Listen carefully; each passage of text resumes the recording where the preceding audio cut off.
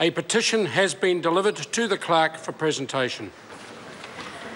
The petition of Daniel Silva on behalf of Ferry Users Group of Waiheke, requesting that the House of Representatives urge the Government to give Explore Group ferry service to Waiheke access to the capped Super Gold Card subsidy, and note that 1,559 people have signed a petition on this topic.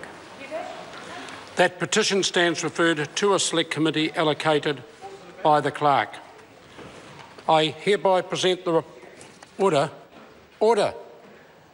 I hereby present the report of the Auditor-General entitled Whānau Ora, the first 4 years. That paper is published under the authority of the House. No select committee reports have been presented. No bills have been introduced. The House comes to questions for oral answer, but before I call the Right Honourable Winston Peters, last Thursday Materia Ture raised a point of order seeking my advice on the procedure for seeking leave to table a document. To assist members, I have given this further consideration, and I've also examined the rulings of previous speakers. What I will require of members when seeking leave to table a document is three things. That the members identify these three things in this order: the source of the document, when it was published or produced, and very succinctly inform the House of its nature. This way, an informed decision can be made by members as to whether the document should in fact be tabled. Seeking leave to table a document is not an opportunity to make a political statement a member wishes to be heard. It is intended to place before the House material that informs members of matters that are not otherwise readily available to them. Briefly describing for the House the nature of the document is not an opportunity to quote passages from it.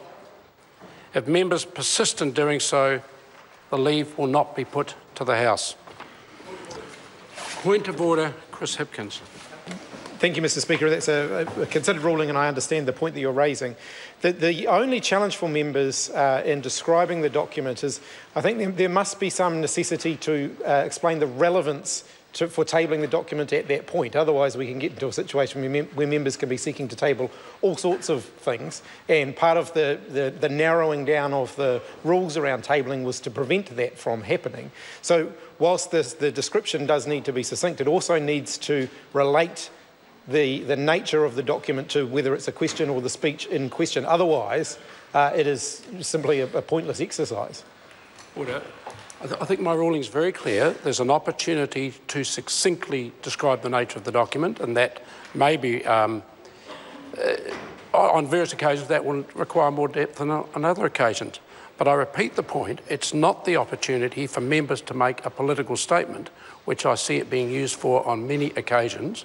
And if I sense that that's the purpose of the members seeking to table the document, it's likely the leave will not be put in the first place. Question number one, the Right Honourable Winston Peters.